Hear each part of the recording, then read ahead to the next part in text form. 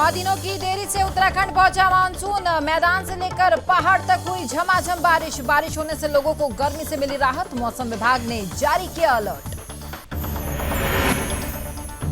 धामी सरकार के कार्यकाल के 100 दिन हुए पूरे। सीएम धामी ने कई अहम फैसले लिए। अपने कामकाज का छाप छोड़ने में सीएम धामी रहे कामयाब। सीएम धामी ने यूनिफॉर्म सिविल कोड का वादा किया पूरा। उत्तराखंड में मानसून ने दी दस्तक। आपदा प्रबंधन विभाग ने की तैयारी। आपदा प्रबंधन विभाग के सचिव ने कहा, आपदा को लेकर एनडीआरएफ और एसडीआरएफ को अलर्ट रहने के दिए गए निर्देश।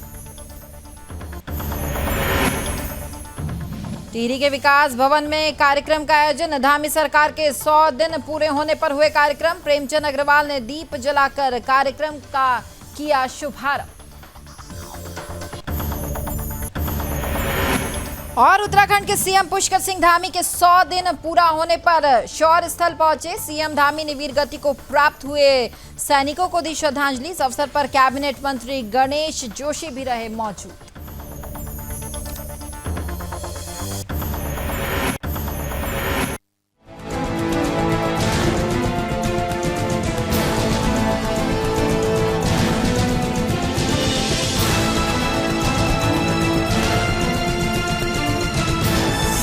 आप देख रहे हैं सुदर्शन न्यूज।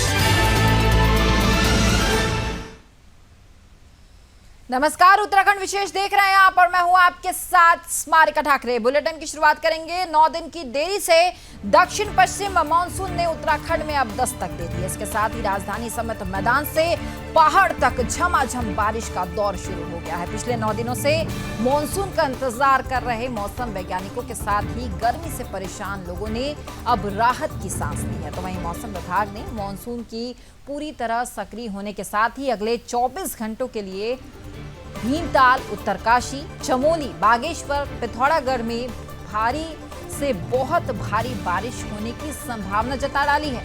साथ ही ऑरेंज अलर्ट भी अब जारी कर दिया गया है। मौसम विज्ञान केंद्र के निदेशक और साथ ही वरिष्ठ मौसम विज्ञानी विक्रम सिंह ने कहा कि दक्षिण पश्चिम मानसून ने राज्य में दस्तक दे दी है। देहरादून, उत्तरकाशी, रुद्रप्रयाग, चमोली, उत्तरकाशी, रुड़की, हरिद्वार में भारी बारिश हो रही है। ऐसे में इन जिलों में आपदा प्रबंधन के लिहाज से सतर्क रहने की जरूरत है। आपको बताएं कि कमजोर पड़ने की वजह से मानसून 20 के बजाय 9 दिन की देरी से उत्तराखंड पहुंचा है। मौसम वैज्ञानिकों ने इस साल ठीक ठाक बारिश होने की संभावना जताई है।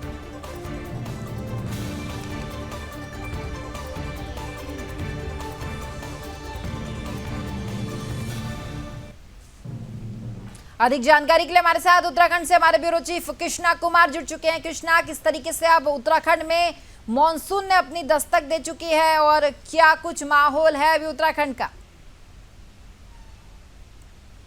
बिल्कुल स्मारिका, देखिए कल बुधवार की शाम जो है मानसून ने उत्तराखंड की दस्तक दे दी है, जिसको लेकर एक तरीके से आपदा विभाग ने पूरी की पूरी तैयारी कर ली है मानसून से निपटने के लिए। लेकिन अगर हम मौसम का हाल बताएं तो मसूरी से लेकर अगर हम दूसरे क्षेत्र कुमाऊं के नैनीताल की बात करें तो वहाँ पे झमाझम बारिश जो है वो पहाड़ों पर लगातार हो रही है, जिसकी वजह से काफ़ी क्षेत्रों में जो है वो आवाजाही बंद हो चुकी है। क्योंकि अगर हम बात करें चमोली की तो चमोली, रुद्रप्रयाग, नैनीताल में ऐसे तमाम जगहों पर जो है वो भूस्खलन हो चुका है, जिसकी वजह से आवाजाही काफ़ी घंटों से बंद पड़ी हुई है। सुबह के लगभग 8 बजे उत्तराखंड के पौड़ी गढ़वाल में भी भूस्खलन हुआ था, जहाँ पे भी जो है 8 बजे से लेकर अभी तक वो भूस्खलन वाली जगह जो है प्रशासन वहाँ से पहाड़ी और मलबा नहीं हटा पाया है, जिस वजह से आवाजाही वहाँ पर भी शुरू नहीं हो पाई है। तो एक तरीके से देखिए उत्तराखंड का मौसम एकदम ठंडा हो चुका है। बारिश की बात करें तो हम बारिश से एकदम सुहाना जो है वो मौसम हो चुका है। उत्तराखंड के मैदानी इलाकों की खासकर हम देखते हैं तो देहरादून, हरिद्वार, रुड़की, उधम सिंह नगर, हल्द्वानी जैसे तमाम इलाकों में जो कल तक एक तरीके से गर्म पड़े हुए थे, पूरे का टेम्परेचर एकदम हाई हो रहा था, उन क्षेत्रों में अब मौसम एकदम सुहाना हो चुका है। देहरादून में मैं खड़ा हुआ हूँ, आप देख सकते होंगे कि जो कुछ दिनों पहले तापमान जिस तरीके से लगातार बढ़ रहा था, अब उससे हरियाली जो है वो उत्तराखंड की थम चुकी थी। लेकिन एक दिन की बारिश जो देहरादून में पड़ी है उससे हरियाली भी एक तरीके से वापस लौट आई है। मसूरी भी यहाँ से साफ साफ देहरादून से ही दिखता है, लेकिन पहाड़ों की वजह से एक तरीके से कोहरा इस समय पे काफ़ी ज़्यादा है, हेजी जो है उसकी वजह से हमें मसूरी भी साफ साफ इस समय दिख नहीं पा रही है। क्योंकि मौसम विभाग ने भी देहरादून, नैनीताल, उधम सिंह नगर और ऐसे तमाम जिले हैं जहाँ पर मौसम विभाग ने कल तक जो है वो ऑरेंज अलर्ट जारी किया था। लेकिन अब से कुछ समय पहले मौसम विभाग ने इन जिलों के लिए खासकर रेड अलर्ट जारी कर दिया है। अगले 3 दिनों तक यानी कि इन क्षेत्रों क्षेत्रों में झमाझम जो है मूसलाधार बारिश जो है इन क्षेत्रों में देखने को हमें लगातार मिल सकती है। तो मौसम विभाग की भविष्यवाणी देखी है हमने, उन्होंने 2 दिन पहले जिस तरीके से ऑरेंज अलर्ट जारी किया था उसकी भविष्यवाणी सटीक साबित हुई थी। तो अभी ये रेड अलर्ट जिस तरीके से जारी किया है, तो अब देखने वाली बड़ी बात होगी कि किन किन क्षेत्रों में, क्योंकि इस समय चारधाम यात्रा भी चल रही है, लाखों की संख्या में श्रद्धालु जो है वो रोजाना उत्तराखंड आ रहे हैं और पहाड़ी जो है वो सफर कर रहे हैं। एक तरीके से उन पे भी सवाल उठता है कि प्रशासन ने किस तरीके से उसके लिए तैयारी करी है। अगर बात हम आपदा विभाग की करते हैं तो उनके सचिव अनुसार उन्होंने पूरी की पूरी तैयारी जो है वो कर ली है। सभी विभागों से कोऑर्डिनेट करके आपस में आपदा राहत दल का सामान जो है वो समय समय पर जहां पे भी बिल्कुल, लेकिन कृष्णा एक बड़ा सवाल ये बनता है कि लगातार जो एनडीआरएफ और एसडीआरएफ की टीमें हैं वो लगातार अपनी तैयारी कर रही है, लेकिन जो लैंडस्लाइड उत्तराखंड में हो रहा है, क्योंकि ऐसे कई श्रद्धालु हैं जो इस वक्त उत्तराखंड पहुंचे हुए हैं और लगातार चारधाम यात्रा के लिए वो पहुंच भी रहे हैं, इसको लेकर प्रशासन कितना सख्त हुआ है? क्योंकि लैंडस्लाइड की घटनाएं लगातार उत्तराखंड में आम सी बात हो गई है। बिल्कुल, देखिए हर साल ही मानसून के सीजन में हमें देखने को मिलता है कि जब भी बरसात होती है खासकर पहाड़ी क्षेत्रों में जो है भूस्खलन काफी ज्यादा होता था। लेकिन अब आज की डेट की बात करें तो ऋषिकेश से जिस तरीके से चारधाम यात्रा की शुरुआत होती है, ऋषिकेश के बाद से पहाड़ी रास्ता शुरू होता है, तो ऐसे में बरसात के मौसम में चारधाम श्रद्धालुओं के लिए और पर्यटकों के लिए आम मुसीबत का सामना उनको जगह जगह पर करना पड़ता है। लेकिन अब केंद्र सरकार की तरफ से जो योजना चलाई जा रही है ऑल वेदर रोड की, उसमें तमाम जो लैंडस्लाइड जोन थे उनका ट्रीटमेंट जो है वो पूरा का पूरा कर लिया गया है। जो डेंजर जोन थे आज की डेट में वो समाप्त हो चुके हैं। जो हम कह सकते हैं छोटे मोटे जो जिन पर अभी कार्य पूरा नहीं हो पाया है, ऐसी जगहों पर भूस्खलन जो है वो अभी भी हो रहा है, जिस पर देखिए प्रशासन एक तरीके से एक्टिव भी रहता है, मौके पर वो पहुंच जाता है। लेकिन बार बार जब बारिश लगातार होती है तो ऐसे में प्रशासन भी उन रास्तों को खोलने के लिए असफल साबित होता है, क्योंकि पहाड़ी से जब बारिश ऊपर से बार बार झमाझम होती है तो पहाड़ी बार बार गिरती रहती है, तो जितना मलबा वो रोड से साफ करते हैं उतना ही बार बार गिरता जाता है। तो ऐसे में प्रशासन को भी दिक्कतों का सामना करना पड़ता है, लेकिन वो वजूद रह के और वहाँ पे मौजूद रह के उसको तमाम कोशिशें करके प्रशासन जो है उनको खोलने में आखिरकार कामयाब रहता है। और ऐसा ही हमको दिखाया देहरादून के मसूरी में भी कल सुबह जब 2 घंटे मार्ग अवरुद्ध रहा, प्रशासन ने तमाम मशक्कत के बाद वो रोड जो है वो चालू कर दी, जिसमें 2 घंटे में हम कह सकते हैं कि सैकड़ों गाड़ियां लंबे जाम में फंस गई थी। ठीक नैनीताल में भी यही आलम देखने को मिल रहा है। और खासकर अगर हम बात करें चमोली और रुद्रप्रयाग की, जहाँ से केदारनाथ और बद्रीनाथ के जो दर्शन करने के लिए श्रद्धालु जाते हैं, इन्हीं 2 जिलों में वो है। लेकिन इस बीच उत्तराखंड में भारी बारिश जो है वो कई जगह आफत की स्थिति भी पैदा कर रही है, क्योंकि अगर बात करें बागेश्वर जिले की तो वहां भी कपकोट में भारी तबाही का जो मंजर है वो निकलकर सामने आया है। बिल्कुल, देखिए कपकोट की भी आपने खबर देखी थी कि कुछ दिनों पहले वहाँ पे एक झील है जो चमोली नदी से भी मिलती है, और वो काफी ज्यादा जो है वो झील भी एक तरीके से आक्रामक रूप जो है वो अपना लेने वाली है। अगर वो उस पर प्रशासन की नजर जो है वो जल्दी नहीं गई, झील को अगर और ज्यादा बनने से नहीं रोका गया, तो उसमें कोई ना कोई 2013 की आपदा की तरह हमको संकेत अभी से मिल रहे हैं। क्योंकि अगर वो झील अगर एक तरीके से तबाही का मंजर लाती है तो 2013 के हालात जैसे हम देखने को उस झील की वजह से मजबूर हो जाएंगे। लेकिन आपदा कंट्रोल की अगर हम बात करें तो वो भी एक तरीके से पूरे इसको लेकर सचेत है। उन्होंने भी कहा है कि इसका ट्रीटमेंट हम करने के लिए एक तरीके से पूरे तैयार हैं, 1-2 दिनों में इसका ट्रीटमेंट जो है वो शुरू कर दिया जाएगा। अब देखने वाली बड़ी बात होगी कि प्रशासन जो दावे कर रहा है क्या वो इसके झील का आक्रामक रूप लेने से पहले ही इसको सही कर लेता है या उसका वेट करेगा। क्योंकि चारों धाम की अगर हम बात करें तो इन्हीं जिलों में स्थित श्रद्धालु जो है वो लाखों की संख्या में इन दिनों आ रहे हैं, क्योंकि 2 साल बाद चारधाम यात्रा शुरू हुई और पर्यटक भी काफी अच्छे संख्या में जो है वो उत्तराखंड इन दिनों पहुंचते हैं। क्योंकि पहाड़ी की अगर सीजन की बात करें तो वहाँ पे भी बर्फबारी भी काफी जगहों पर इन दिनों देखने को मिलती है, जिस वजह से पर्यटक भी उत्तराखंड में पहुंचते हैं। इस मारिका बिल्कुल लगातार ये देखा जा रहा है कि उत्तराखंड में जिस तरीके से कई जगह जो है बारिश ने अपना जो हाल है, इस कारण से कई जगह का हाल बुरा हो चुका है, लेकिन कई जगह ऐसा है जहां लोगों को राहत मिली है। लगातार हमारे साथ कृष्णा बने रहिए। तो चलिए खबरों में आगे बढ़ेंगे, बात करेंगे उत्तराखंड की। उत्तराखंड के सीएम पुष्कर सिंह धामी की सरकार के 30 जून को 100 दिन अब पूरे हो गए हैं। इन 100 दिनों में मुख्यमंत्री पुष्कर सिंह धामी ने अपने कामकाज का छाप छोड़ने में अब पूरी तरह से कामयाब नजर आए। मुख्यमंत्री पुष्कर सिंह धामी ने चंपावत विधानसभा से 90 से ज्यादा प्रतिशत वोट जो है वो जीतकर इतिहास कायम कर दिया। धामी सरकार के 100 दिनों के कार्यकाल पर हमारी खास रिपोर्ट देखिए।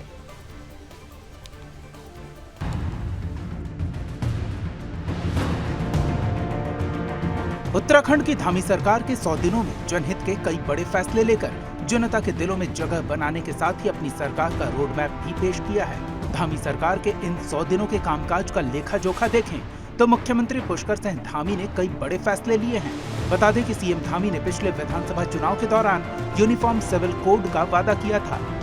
100 दिन के कार्यकाल में उन्होंने यूनिफॉर्म सिविल कोड के लिए ड्राफ्टिंग कमेटी का गठन कर दिया है, जिसमें 5 सदस्य हैं। कमेटी के रिपोर्ट के आधार पर धामी सरकार राज्य में यूनिफॉर्म सिविल कोड लागू करने की दिशा में आगे बढ़ेगी। वहीं धामी सरकार के 100 दिन के नए कार्यकाल में कई विभागों में वैकेंसी निकली, युवाओं को नौकरी देने की दिशा में काम हुए। दूसरे कार्यकाल में धामी सरकार ने राज्य के गरीबों को 3 मुफ्त गैस सिलेंडर देने की घोषणा भी की है। धामी सरकार ने 2022-23 का बेहद संतुलित बजट पेश किया, जिसकी हर तरफ सराहना हुई। इस बजट पर मुख्यमंत्री के सोच का साफ असर देखने को मिला। बजट में युवाओं, महिलाओं, व्यापारियों और पर्यटन के साथ तीर्थाटन पर भी विशेष ध्यान रहा।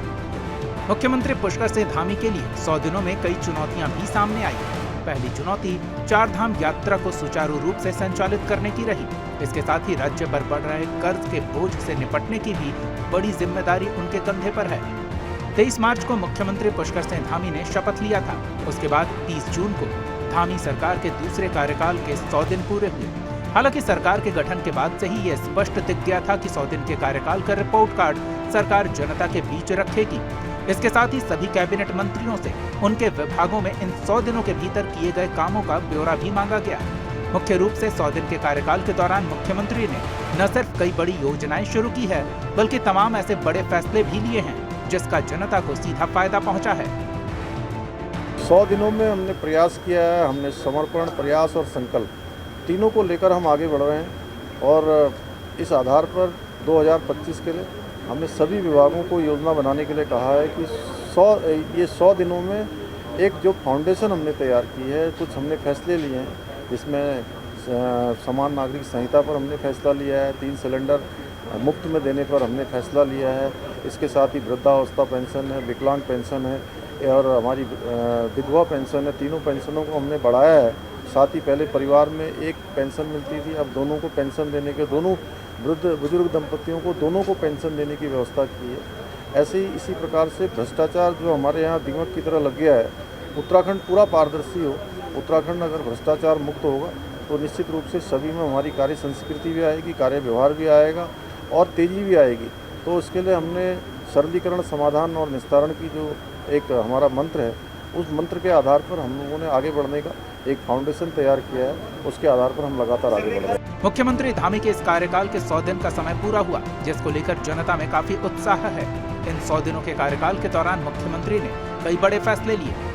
देखिए, पहला 100 दिन ये एक एक्शन प्लान बनाने का होता है और इन 100 दिनों में जो हमने संकल्प पत्र जनता के बीच में लेके गए थे, उस संकल्प पत्र को अपनी गीता मानते हुए उसका अंततः पालन के लिए सभी विभागों को निर्देश देने के बाद उन पर कार्रवाई की जा रही है, ताकि जो हमारे संकल्प थे जनता के साथ चुनाव में, उनको पूरा कर सकें। जहां एक और भाजपा धामी सरकार के इस 100 दिन के कार्यकाल को ऐतिहासिक फैसला लेने वाला कार्यकाल बता रही है, वहीं मुख्य विपक्षी दल कांग्रेस धामी सरकार के 100 दिन पर हमला बोलती नजर आ रही है।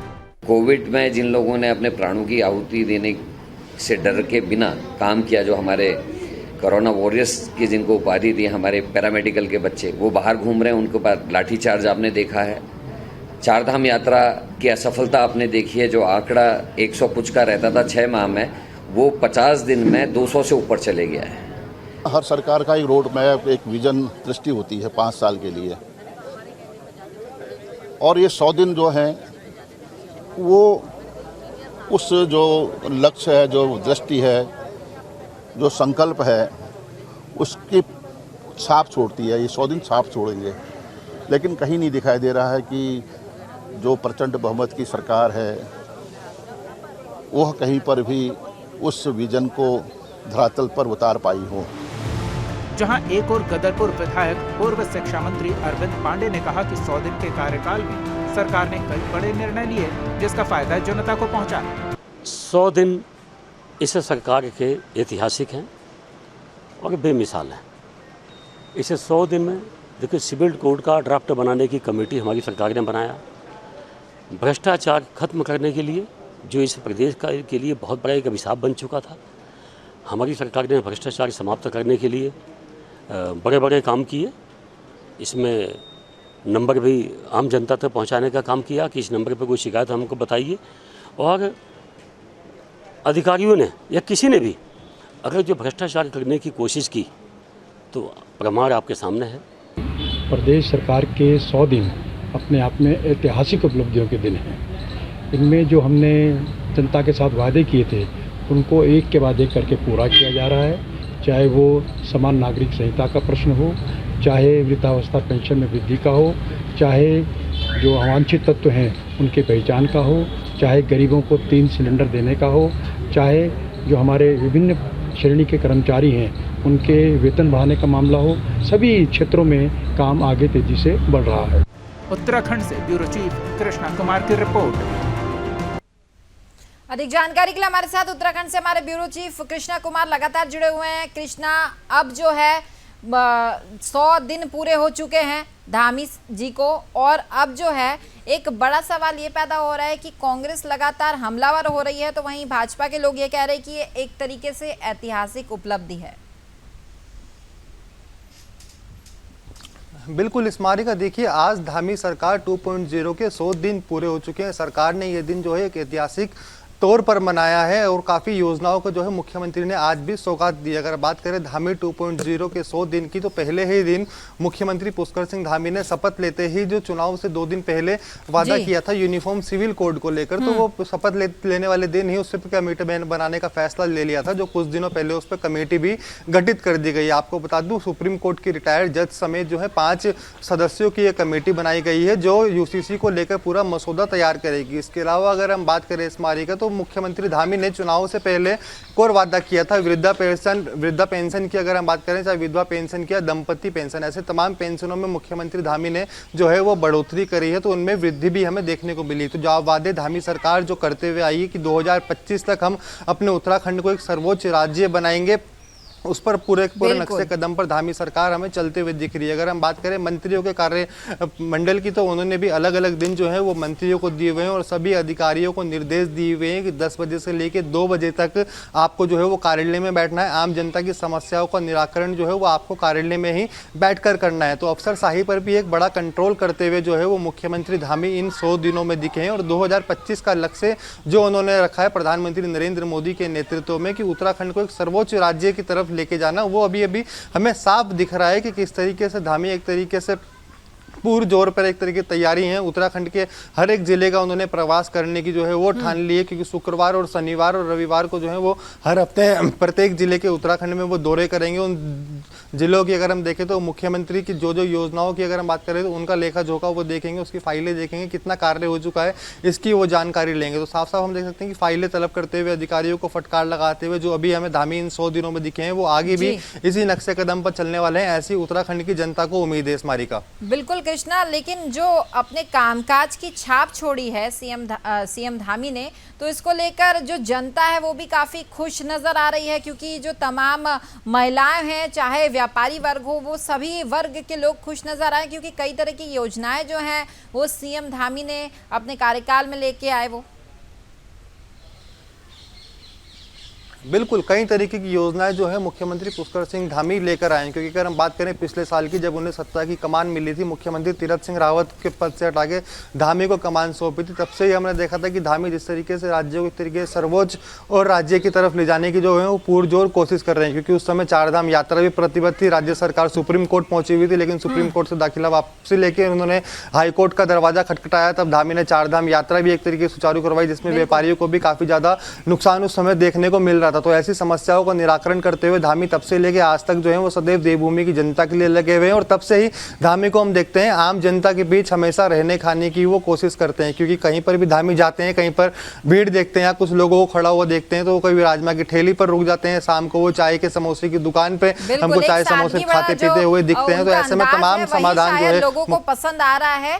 तमाम जानकारी के लिए आपका बहुत बहुत धन्यवाद कृष्णा। तो चलिए खबरों में आगे बढ़ेंगे। अब बात करेंगे उत्तराखंड की, जहां उत्तराखंड में मॉनसून ने अब दस्तक दे दी है, जिसमें आपदा प्रबंधन विभाग की जो तैयारियां है वो पूरी तरह से साफ तौर पर अब देखी जा सकती है। आपदा प्रबंधन विभाग के सचिव रंजित सिन्हा ने कहा है कि अकेले आपदा प्रबंधन विभाग की तैयारी नहीं होती है, बल्कि सभी विभागों के साथ आपस में कोऑर्डिनेट करके इस आपदा से निपटने के लिए काम जो है वो किया जाता है। आपदा प्रबंधन विभाग के सचिव ने कहा है कि विभाग का काम समय पर उपयुक्त आपदा राहत सामग्री और बचाव दल घटनास्थल पर पहुंचना होता है। सचिव रंजीत सिन्हा ने कहा कि उत्तराखंड में आपदाओं को देखते हुए विभाग ने एनडीआरएफ और एसडीआरएफ पैरा मिलिट्री फोर्सेस के साथ अपनी कोऑर्डिनेशन बैठक अब पूरी कर ली है, जिसमें सभी को अलर्ट मोड पर रहने के लिए कहा गया है।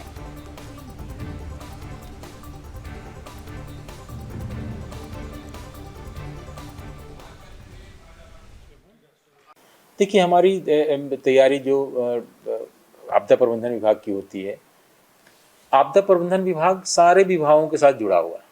तो हमारी सिर्फ तैयारी नहीं होती है, सारे विभागों की तैयारी होती है। हमारी तैयारी ये है कि जो हमारा इमरजेंसी ऑपरेशन सेंटर है, जिले का भी और राज्य का भी, इसको दुरुस्त रखें, सूचना प्रवाह में कहीं पर भी अवरोध ना हो। ये एक तैयारी सबसे इम्पोर्टेंट हमारी ये होती है। कहीं भी कोई भी चीज़ की आवश्यकता होती है तो उसको हमको कोऑर्डिनेट करना, कहीं हेलीकॉप्टर की ज़रूरत है या कहीं पर इमीडिएट कुछ मैन पावर, आर्मी से हमको कोऑर्डिनेट करना है, पैरामिलिट्री से कोऑर्डिनेट करना है। तो वहीं प्रदेश सरकार के 100 दिन पूरा होने पर नई टिहरी के विकास भवन में एक कार्यक्रम का आयोजन किया गया। इस अवसर पर विकास भवन बहुउद्देशीय सभागार में प्रभारी मंत्री और कार्यक्रम के मुख्य अतिथि प्रेमचंद अग्रवाल ने दीप जलाकर कार्यक्रम का शुभारंभ किया। इस दौरान प्रधानमंत्री आवास योजना ग्रामीण के अंतर्गत पूर्ण हो चुके आवासों के लाभार्थियों को आवास की चाबी, शुभकामनाएं पत्र, मुख्यमंत्री की घोषणा के तहत मिलने वाली 5,000 की धनराशि चेक के रूप में दी गई है। इस अवसर पर टिहरी जनपद के प्रभारी मंत्री प्रेमचंद अग्रवाल ने कहा कि सरकार के 100 दिन पूरा होने पर उनकी सरकार ने कृषि, उद्यान, महिलाओं के लिए रोजगार और साथ ही शहरी योजना बजट में प्रावधान रखे हैं और 100 दिन की उनकी उपलब्धियां युवाओं को रोजगार, महिलाओं के हाथ में काम, कृषि, उद्यान की खेती बड़ी उपलब्धि रही है।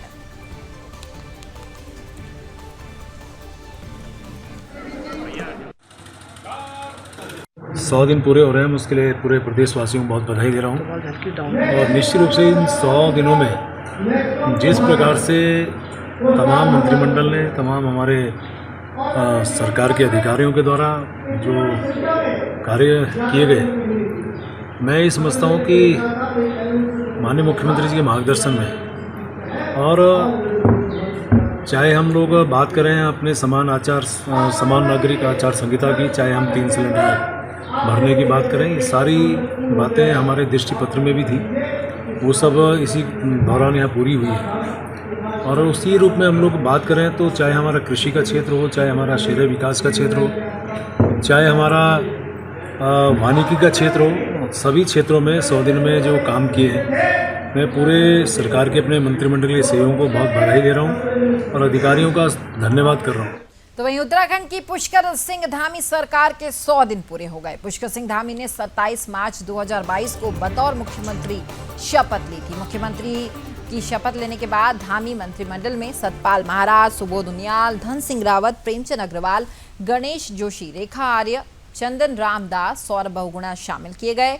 100 दिन के कार्यकाल में धामी सरकार ने कई अहम फैसले लिए और साथ ही कई बार सरकार को लेकर विपक्ष को घेरते हुए नजर भी आई। इसी कड़ी में मुख्यमंत्री पुष्कर सिंह धामी ने गुरुवार को राज्य सरकार के 100 दिन पूरा होने पर चिड़बाग, देहरादून में शौर्य स्थल पर माल्यार्पण कर वीर गति को प्राप्त हुए सैनिकों को श्रद्धांजलि अर्पित की। इस अवसर पर कैबिनेट मंत्री गणेश जोशी भी मौजूद रहे।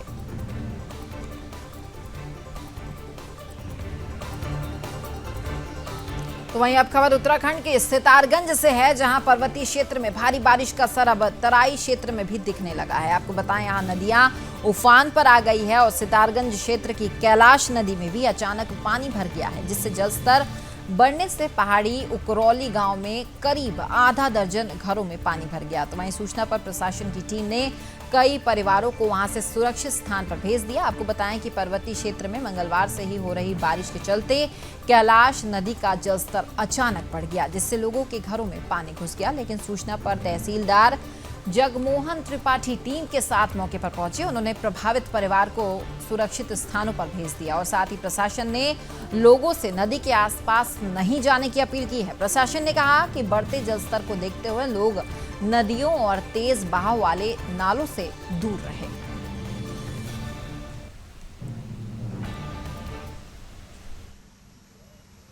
माननीय की सूचना को दृष्टिगत रखते हुए मैं और राजस्व उप निरीक्षक स्थान उकरौली पहुंचे वहाँ पर देखा कि जो कैलाश नदी का जल स्तर है वो पहाड़ों में हुई बरसात से बढ़ गया है और कुछ घरों को नुकसान भी पहुँचा रहा है। और नदी का रुख इतना था कि वो वहाँ पर ज़मीन को भी काट रही है।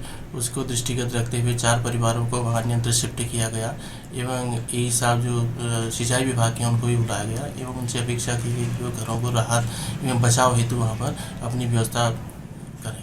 तो वहीं उत्तराखंड में मानसून ने दस्तक दे दी है। मानसून आने से पहले ही प्रशासन की तैयारियां भी अब पूरी हो चुकी है। तो वहीं देहरादून में बरसाती मौसम के दौरान जल भराव की समस्या लगातार अब आम बनती नजर आ रही है। ऐसे में राजधानी देहरादून के कई इलाकों में जल भराव हो जाता है और ऐसे में स्थानीय लोगों को खासी दिक्कतों का सामना करना पड़ता है। जिलाधिकारी डॉक्टर आर राजेश कुमार ने जानकारी देते हुए कहा कि शहर के जिन इलाकों में जल भराव होता है उन जगहों को चिन्हित किया गया है। यही नहीं बल्कि नालियों की सफाई भी की जा चुकी है। जिलाधिकारी ने आगे कहा कि नाली पानी, डोभा, लावला और कई ऐसे क्षेत्र हैं जहां पर जल भराव की समस्या जो है वो अब आम बन चुकी है। इसके लिए संबंधित विभाग के अधिकारियों को भी निर्देशित कर दिया गया है।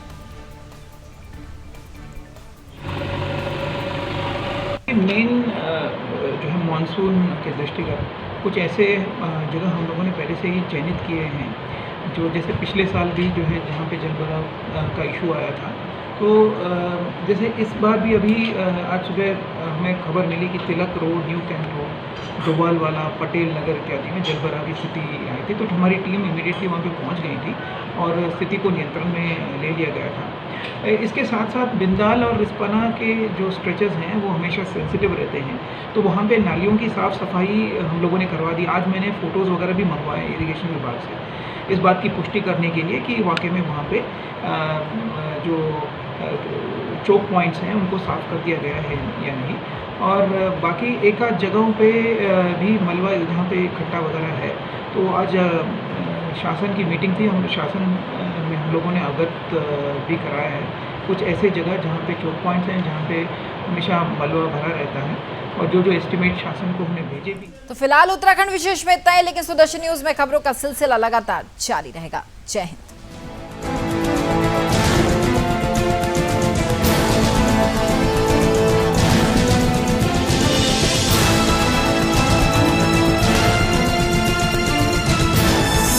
आप देख रहे हैं सुदर्शन न्यूज।